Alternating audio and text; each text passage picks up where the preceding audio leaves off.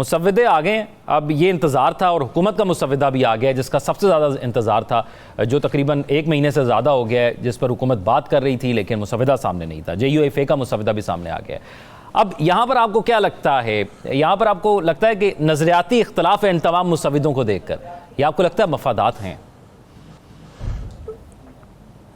देखें, एक पहले बड़ी कमेटी डली हुई थी, अब एक उसमें छोटी कमेटी भी डाल दी गई है जी, तो वो देखेगी चीज़ों को कि किस तरह से लेके चल रहे हैं। बात मुसव्विदों की आईनी तरमीम की नहीं है, बात है एक बुनियादी असूल की। मुझे रोज़ हैरान करते हैं बिलावल साहब जो बयान देते हैं, आज वो हज़रत कायद आज़म को उन्होंने कोट कर दिया। तो मसला ये होता है कि आप जब पिक एंड चूज़ करते हैं एक बयान को, उसको हिस्टोरिक कॉन्टेक्स्ट के अलावा बग़ैर उसके करते हैं, तो फिर यही नतीजा निकलता है उसका। मुझे लगता है वो ख़ुद अगर थोड़ा सा इसकी हिस्ट्री देख लेते तो उनको समझ आ जाती कि कायद आज़म जब फरमाया था उन्होंने 1931 में, तो वो किस कॉन्टेक्स्ट में था।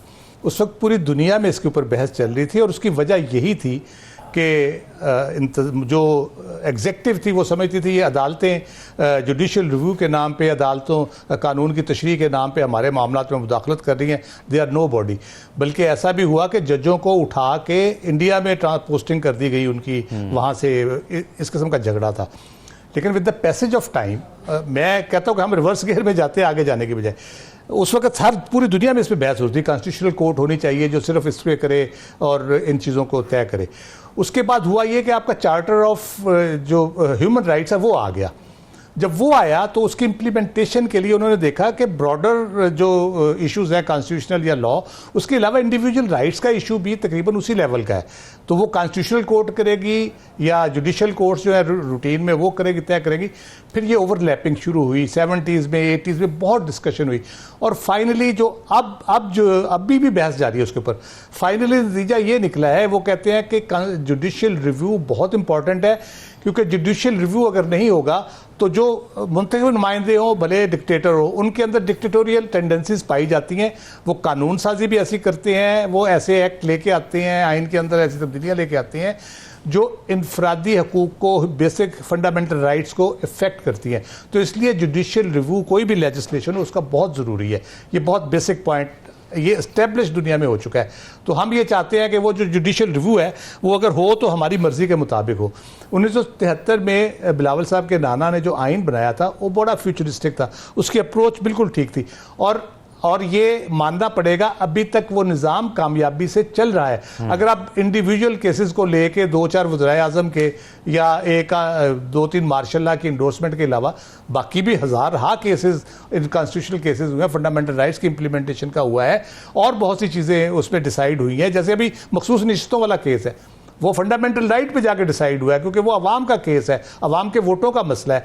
तो आप ये कहें कि जी अगर साकिब निसार साहब या बंदयाल साहब या आसिफ कोसा साहब या इफ्तिखार चौधरी साहब ने कुछ सुओ मोटो गलत ले लिए 2-4 या उन्होंने कोई 1-2 गलत फैसले कर दिए, उस बुनियाद पर आप पूरे सिस्टम को तलपट कर दें और इतने बेहतरीन तरीके से पूरा सिस्टम अभी तक आपका उसी तरह से चल रहा है। पार्लियामेंट अगर आप इनफरादी फेल पे जाते हैं, इवन इज्तिमाई फेल पे भी जाते हैं इदारों के, तो पार्लियामेंट भी अपने ज़रा गिरबान में झांक ले एक दफ़ा। 270 मैंने ऐड कराया था जिसमें आपने ज़ियाउल्लाह के मार्शल लॉ को आईनी तरमीम करके इंडोर्समेंट दी। 270 AA भी मैंने नहीं किया था, वो भी इस पार्लियामेंट ने किया था जिसमें बिलावल साहब भी बैठे थे और बाकी बिलावल साहब के बुजुर्ग बैठे थे और बाकी लोग भी उनकी पार्टी के लोग बैठे थे जिन्होंने 270 AA करके जनरल मुशर्रफ के मार्शल लॉ को इंडोर्समेंट दी, कोर्ट के फैसले को इंडोर्स किया, उसको किया।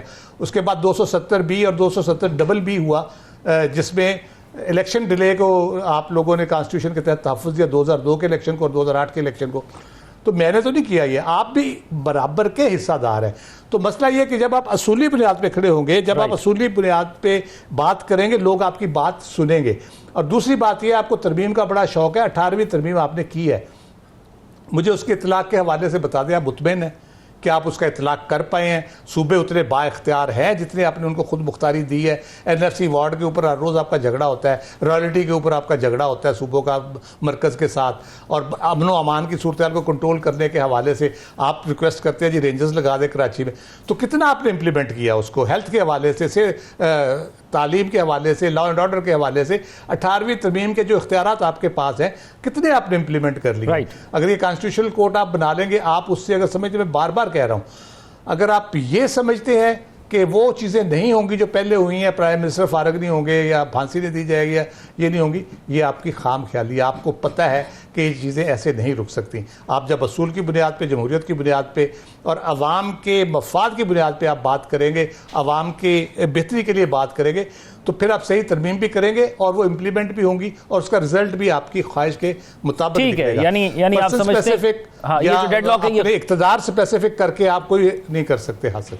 पाकिस्तान को खास तौर पर इसके अंदर जो सिक्योरिटी और उसके साथ साथ तिजारती जो दो अहम पहलू हैं, इसमें पाकिस्तान को ज़रूरत है कि वो अपने मसाइल को, अपनी चीज़ों को उजागर कर सके। तो एक तो ये बताइएगा, दूसरा जिस तरह नजम साकिब साहब ने कहा कि इसमें रशिया मौजूद है तो यूक्रेन की उस तरह बात नहीं होगी, तो ईरान मौजूद है तो क्या फ़लस्तीन की उस तरह बात हो पाएगी, और पाकिस्तान क्योंकि इसके अंदर मौजूद है तो क्या कश्मीर की उस तरह बात हो पाएगी। और दूसरा फिर ये एक जो पहलू पाकिस्तान तहरीक इंसाफ का है कि क्या मुनासिब वक्त है, आपको क्या लगता है? देखिए, एक तो बुनियादी तौर पे बड़े एजाज़ की बात है कि हम इसको होस्ट कर रहे हैं और ये ओकेजन्स होते हैं जहाँ पे आपने अपने मुल्क को प्रोजेक्ट करना होता है कि वो कितना कैपेबल है, किस तरह से ऐसी कॉन्फ्रेंस को होल्ड करता है और किस तरह से अपने मेहमानों की इज़्ज़त अफजाई करता है, अपने मुल्क को किस तरह से पेश करता है। तो ये इस हवाले से तो बड़ा है, इसमें सारे मुल्क की ज़िम्मेदारी है, अवाम की भी ज़िम्मेदारी है, इदारों की भी ज़िम्मेदारी है, PTI की भी ज़िम्मेदारी है कि ऐसे मौके के ऊपर जो है वो इस किस्म का जेस्चर ना जाए जिससे जो हमारे मेहमानों को ये तासर मिले कि ये ऐसे ही लोग हैं, हर वक्त रौला डाले रखते हैं, फड्डा किए रखते हैं, ये कुछ सीरियस नहीं है अपने मामलात को सही तरीके से, सियासी मामलात को भी चलाने के। तो और हुकूमत का रवैया भी बेहतर होना चाहिए। हुकूमत भी PTI का जो कॉल है उसके ऊपर वो अब के मार वाली उन्होंने रखी हुई है पोजीशन, तो इतनी दफ़ा वो मार के चले गए आपको, अब फिर आप उनको कह रहे हैं आके दिखाओ, उनसे इंगेज करें, बात करें और ये सारा ख़त्म करें। मेरा ख्याल है प्रेशर है अंदरूनी तौर पे भी PTI पे है, अगर थोड़ा अच्छे तरीके से बात कर ली जाए ख्वाजा आसिफ की बड़कों से हट के, तो मेरा ख्याल है मामलात बेहतर हो सकते हैं। तो जहाँ तक इस फोरम की बात है, एक तो इसमें बड़ी इंपॉर्टेंट चीज़ ये है कि हम जो बड़े अरसे बाद हमें ख्याल आया 50s के बाद के रीजनल अप्रोच ज़्यादा बेहतर है। हम सात समंदर पार दोस्तियां रख के भुगत चुके हैं, बहुत से मसाइल का शिकार रहे हैं और जब हमें मुसीबत पड़ती है तो सातवां बैरी बेड़ा ही नहीं पहुंचता फिर। तो इसलिए हमें चाहिए कि रीजन में हम ज़्यादा रिलेशनशिप अपने बिल्ड करें, बेहतर करें। चाइना से तो हमारा है ही है, बड़ा अरसा हमने टेकन फॉर ग्रांटेड लिया, पड़ोसी है, बड़ा समुंदर से गहरी और हिमालय से ऊंची, शहर से मीठी दोस्ती हम समझते रहे। लेकिन हम जो कंसर्न्स होते हैं नेचुरली, जितने भी अच्छे दोस्त हों, कुछ ना कुछ चीज़ें ऐसी होती हैं जहां आपको उनकी सेंसिटिविटी का भी ख्याल करना होता है।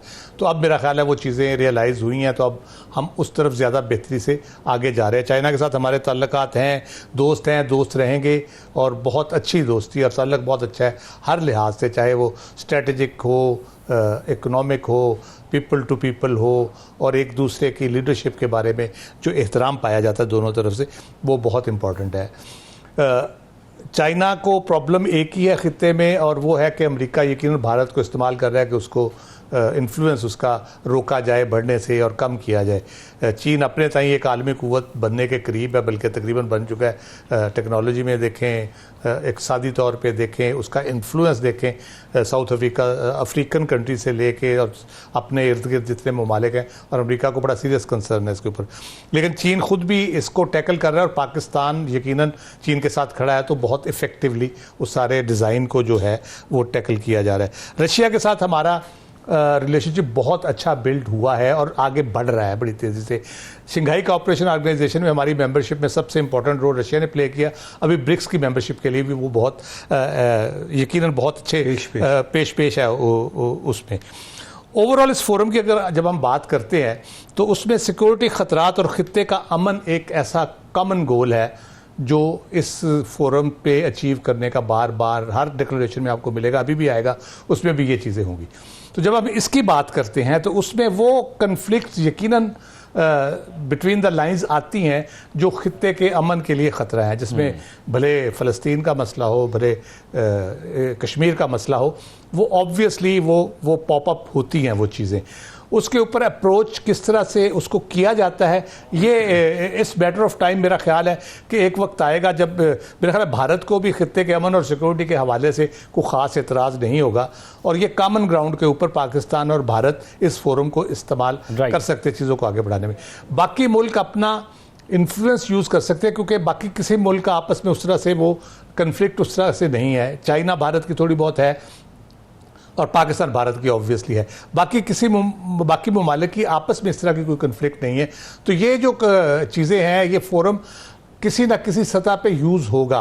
2020 में मेरा ख्याल है इसके कोशिश की गई थी पाकिस्तान की तरफ से, बाकी ममालिक से थोड़ा सा एंगेज किया गया इस इशू के ऊपर कि खित्ते में अमन और इस्तेहकाम और सिक्योरिटी अगर बेहतर नहीं होगी तो ये फोरम जितने हमने बनाए हुए हैं, SCO, ब्रिक्स हो या सार्क हो, ये इनइफेक्टिव रहेंगे, क्योंकि कोई कन्फ्लिक्ट छोटी मोटी भी हो गई तो वो सारी उसको सबोटाज कर देगी, सारी एक्टिविटी को। ट्रेड रिलेशंस आपके हों, इकोनॉमिक रिलेशंस आपके हों, स्ट्रेटजिक रिलेशंस हों, दीगर जो सियाहत के हवाले से मुल्क बहुत अच्छे हैं, ये सारे ट्रैवल किया जा सकता है। तो मेरा ख्याल है कि ये पॉपअप होती हैं चीज़ें, किस सतह पे होती हैं उसका हल निकाला जाता है, इन फोरम पे नहीं निकाला जाता, लेकिन होंगी ज़रूर, ये डिस्कस भी होती हैं और लोगों के जहन में भी होती हैं कि ये मामला इम्पॉर्टेंट हैं खित्ते को अगर आगे बढ़ना है। और बहुत बड़ी पॉपुलेशन है इस खित्ते में, रिसोर्सफुल बहुत है, एनर्जी के हवाले से देख ले, एग्रीकल्चर के हवाले से देख ले, बाकी इक़्तिसादी हवाले से भी पर कैपिटा इनकम 3-4 मुल्कों की तो ऐसी है कि वो इंटरनेशनल जो बड़े मुल्क हैं उनके बराबर तकरीबन चली जाती है।